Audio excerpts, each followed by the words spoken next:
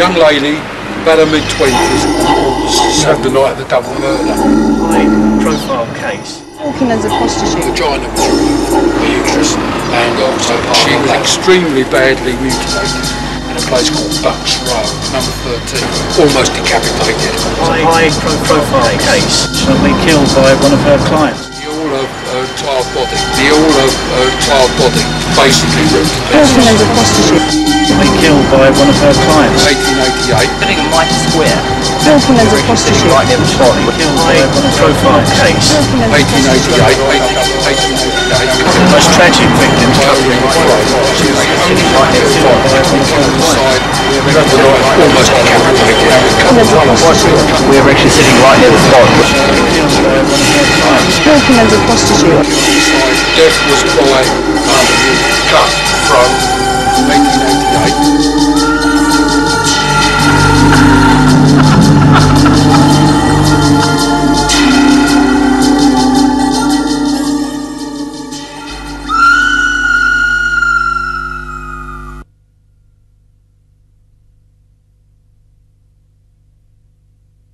Frog Moody, researcher. Bill Beadle, writer. Steve Ratty, member. Adrian Morris, journal editor. Mike Walker, chairman. The society was formed in late 1994 by Mark Galloway.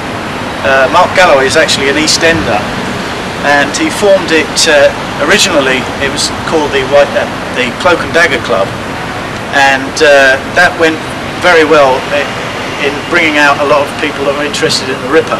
Chuck was stuck to the ceiling, the kids were stuck to the floor. You've never seen a blooming family so stuck up before. In the early days of the Cloak and Dagger Club, it was mainly focused on just Jack the Ripper. But I think now we've actually broadened our horizons. We can talk about things like the manufacturers of the East End, the social history of the East End. I'd love to have lived in the Victorian times. Probably I wouldn't like to have been an East End girl, but I mean, no, I just like the dress and, you know.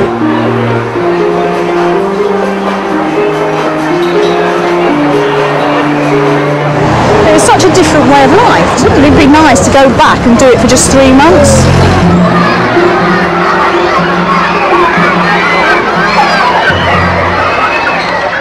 People say that social history was actually invented in the East End. You know, it's such a fascinating area.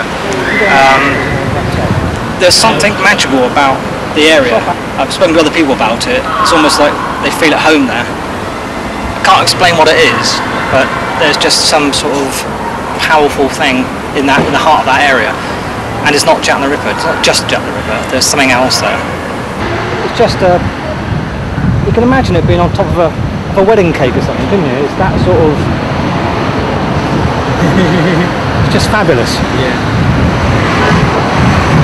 Well, I was always kind of interested as a kid, you know, in the story of Jack the Ripper. And then a friend of mine moved into the area and I was going to do one of the tours with him. I did a guided tour and then I looked into it on the internet and found that a lot of the information that I was given was completely wrong. And that kind of got me thinking about it, really. And the more I got interested, the more I inquired, and eventually I came across a website called the Cloak and Dagger Club and joined from there.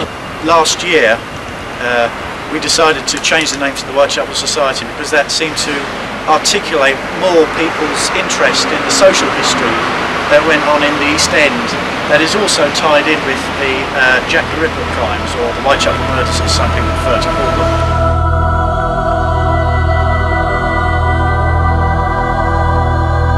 First victim was Mary Ann Nichols, near Whitechapel Station, around the back of Whitechapel Station, in a place called Bucks Row, now called Durwood Street.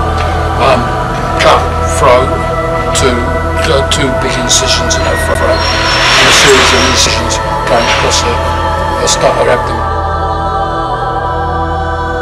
On September the 8th, 1888, in the backyard of number 29, a woman named Annie Chapman was found with her throat cut twice, almost decapitated, and then mutilated by being ripped up the middle, and several organs removed. the night of the double murder in a road off Commercial Road, who was killed in the yard. Her throat was cut, but there were no other injuries on her. The general view is that the Ripper was disturbed and had to make a run for it. But there's a lot of people believe that she was not a Jack the Ripper victim.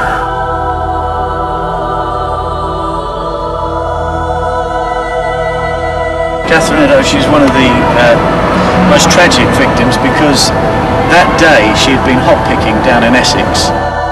She came back full of the joys of spring, and by the end of the night, early morning, she was unfortunately killed by one of her clients, who was almost certainly the Whitechapel murderer.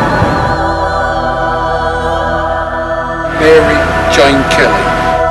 She was found on the morning of November the 9th, 1888, by a rent collector. She was the only Ripper victim to be killed inside a dwelling in her room, number 13.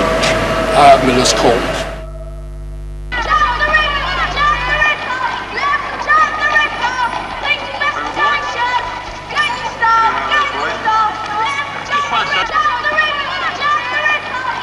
It was a huge story at the time, you know, because all the murders happened in such a small area of East London.